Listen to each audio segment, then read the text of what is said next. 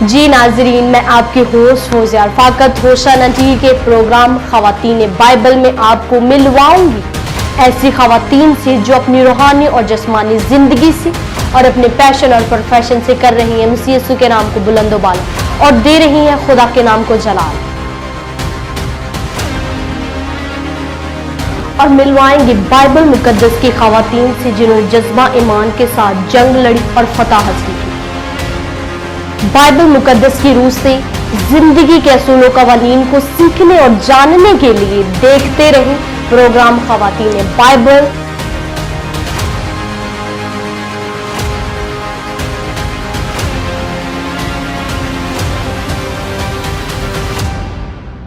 Welcome back ناظرین، تو ہم سیکھ رہے ہیں گناہ کے بارے میں۔ تو میرے عزیزو رومیو 3 باب کی 23 آیت میں لکھا ہے، اسی لیے سب نے گناہ کیا اور خدا کے جلال سے محروم ہے۔ گناہ کی وجہ سے خدا اور انسان کے درمیان جدائی آ گئی، علیحدہ ہو گئے، اور مزید سیکھیں گے سسٹر جی سے گناہ کے بارے میں۔ تو سسٹر جی بتائیے گناہ کے بارے میں کہ کیسے انسان گناہ کے بعد کیسے خدا سے دوبارہ رابطہ ممکن ہوا۔ پہلے ہم نے سیکھا تھا گناہ کا مطلب، گناہ کو حروف تہجی کے لحاظ سے جب ہم نے سیکھا تو گناہ کا مطلب واقعی علیحدہ ہونا تھا۔ جی، جب وہ علیحدہ ہو گئے تو پھر زمین پر ذلیل و خوار ہونے لگے اور نسل انسانی میں گناہ چلتا گیا چلتا گیا چلتا گیا۔ پھر خدا نہیں چاہتا کہ ہم ہلاک ہو۔ خدا کے کلام میں لکھا ہے کہ وہ کسی کی ہلاکت نہیں چاہتا، بے شک، بلکہ وہ یہی چاہتا ہے کہ ہر ایک کی توبہ تک نوبت پہنچے۔ جی، تو پھر خدا نہیں چاہ رہا تھا کہ یہ میرے لوگ جن کو میں نے اپنے ہاتھ سے بنایا ہے اسی طرح گناہ میں مر جائیں۔ پھر اس نے الہی انتظام جو ازل سے اس کا منصوبہ تھا وہ کیا۔ اس نے اپنے پیارے بیٹے کو، جو اس کا اکلوتا بیٹا تھا، جی، اس کو اس دنیا میں بھیجا جی، تاکہ وہ ہمارے گناہوں کے لیے موے۔ جی، جب وہ یسوع مسیح اس دنیا میں آیا تو وہ بے عیب تھا، اس میں کوئی گناہ نہیں تھا، وہ بے گناہ تھا۔ اس نے ہماری خاطر کانٹوں کا تاج پہنا، جو میں نے اور آپ نے تاج پہننا تھا کانٹوں کا، وہ اس نے پہنا۔ جی، جو کوڑے مجھے اور آپ کو لگنے تھے وہ اس نے لگوائے، جی، ہاتھوں پاؤں میں کیل ٹھکوائے، پسلی میں نیزہ کھایا، منہ پر تھوکا گیا۔ اس کے باوجود بھی اتنے ظلم و ستم برداشت کیے، لیکن اف تک نہ کیا، کیونکہ وہ ہمیں بچانا چاہتا تھا۔ بے شک، وہ ہم سے محبت کرتا ہے اور ہم اپنے ہی کاموں کے باعث دور ہوتے چلے جاتے ہیں۔ خدا آج بھی جب بھی ہم گناہ کریں، جب بھی گناہ کر کے آتے ہیں اس کے حضور میں، وہ پھر بھی ہمیں معاف کر دیتا ہے، کیونکہ وہ رحیم ہے۔ وہ نہیں چاہتا بے شک، کہ ہم مر جائیں، وہ چاہتا ہے کہ ہم زندگی پائیں اور کثرت کی زندگی بے شک، پائیں۔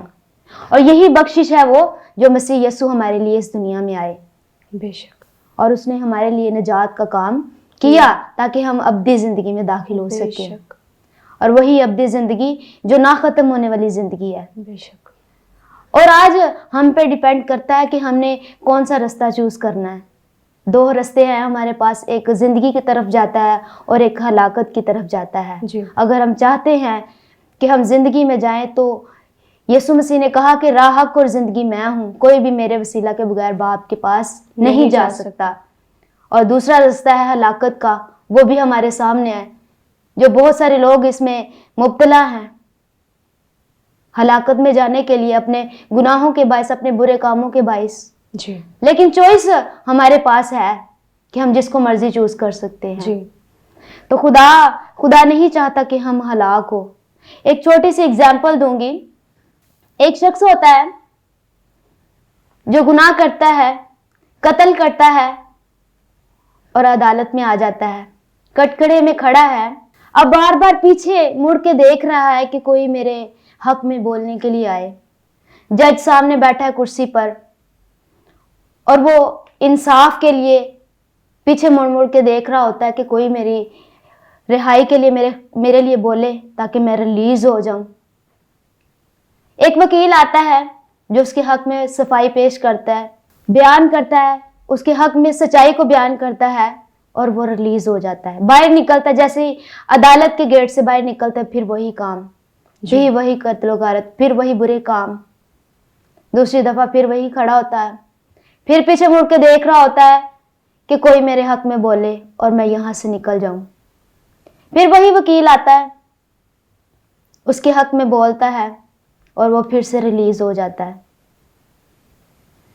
जब तीसरी मर्तबा आता है, उसी जगह पर खड़ा होता है और बार बार पीछे मुड़ के देख रहा है कि अब भी कोई आए, अब भी कोई आए, लेकिन कोई नहीं आता। वही वकील जो हर दफा उसका केस लड़ता था, उसके हक में बोलता था, अब वो जज बन जाता है। जब वो सामने देखता है, कुर्सी पर बैठा जज होता है और वो जो वकील उसके हक में बोलता था वो वही था।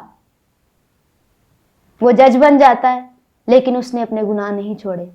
जब तीसरी दफा आता है तो कोई भी नहीं उसके हक के लिए बोलने आता जी। और वही वकील जो था वो जज बन जाता है। जब वो ऑर्डर करता है, फिर उसको सजाए मौत हो जाती है, मर जाता है, फांसी दे दी जाती है। इसी तरह यीशु मसीह भी है। आज हमारे लिए मौका है, वो आज हमारी वकालत करने के लिए तैयार है। जब भी हम गुनाह करते हैं, जितने मर्जी गुनाह करे, वो हमारी अदालत करता है, बेशक हमें माफ करता है। हमारे गुनाह कैसे किरमजी क्यों ना हो, वो अपने पाक लहू से धो कर साफ कर देता है। बेशक बेशक। और आज हमारे पास मौका है। फिर जब वही वकील जो आज हमारी अदालत करता है, जब भी हम गुनाह करें तो वो हमें माफ कर देता है, हमारे लिए लड़ लेता है, हमें माफ कर देता है। लेकिन जब कल को वो तख्ते अदालत पर बैठेगा, जज बन जाएगा, तो फिर कोई भी हमारी वकालत के लिए नहीं होगा। बेशक फिर जो उसने ऑर्डर करना है, फिर हमारे लिए वही होगा। आज हमारे पास मौका है कि हम अपने गुनाहों से फिरें। आज हमारे लिए वक़्त है कि हम अपने गुनाहों से तौबा करें, अपनी ज़िंदगी पर गौर करें कि हम क्या कर रहे हैं, किस हालत में ज़िंदगी गुजारते हैं। क्योंकि यीशु मसीह आज हमारी वकालत करने के लिए मौजूद है। लेकिन जब अदालत का दिन होगा, जब वो जज बन जाएगा, तो फिर कोई भी हमारे हक के लिए बोलने नहीं आएगा। वहाँ पर हमने अपने कामों का बदला पाना है। बेशक बेशक। तो इसी तरह हम जब यसाया 59 बाब का मुताला करते तो वहाँ पे लिखा है, और तुम्हारे गुनाहों ने तुमको खुदा से जुदा कर दिया। और ये खुदा की खूबी है कि उसने अपने इकलौते बेटे को हमारी गुनाहों के लिए उसको कुर्बान किया। वो हमारे गुनाहों के लिए सलीब पर मुआ, और ये खुदा की मोहब्बत है। और बाइबल मुकद्दस में लिखा है, और खुदा ने दुनिया से ऐसी मोहब्बत रखी कि उसने अपने इकलौते के बेटे को बख्श दिया, ताकि जो कोई ईमान लाए हलाक ना हो बल्कि हमेशा की जिंदगी पाए। बिल्कुल ये मेरे अजीजों खुदा की मोहब्बत है। गुनाह के वसीला से जो हम खुदा से दूर हो जाते हैं, खुदा की कुर्बत से दूर हो जाते हैं, खुदा के फजल से, खुदा की सच्चाई से, उन तमाम राहों से हम जो बरगश्ता हो जाते हैं। खुदा का प्यार, खुदा का लहू उन तमाम गुनाहों पर को धोकर साफ करके, हमारी आंखों को पाक करके हमें वो राहें दिखाता है, हमें अपने प्यार में चलना सिखाता है। तो मेरी अजीजों, ये तब ही मुमकिन है जब आप खुदा में पवस्त होंगे, खुदा की कुर्बत में आना शुरू होंगे, खुदा को अपना हकीकी मालिक और खुदा मानेंगे और जानेंगे, और उसके खौफ में अपनी जिंदगी को गुजारेंगे। क्योंकि बाइबल मुकद्दस में लिखा हुआ है कि खुदा का खौफ इल्म का शुरू है। खुदा का खौफ आपकी रहनुमाई करेगा, आपकी हिफाजत करेगा। बाइबल मुकद्दस में लिखा है, ये तमाम अल्फाज मसीह यीशु के जुबान के हैं। मेरे अजीजों, जब आप इन तमाम अहकामात पर अमल करते हैं तो लिखा हुआ है कि खुदा के ताबे हो जाओ, तब इब्लीस तुमसे भाग जाएगा।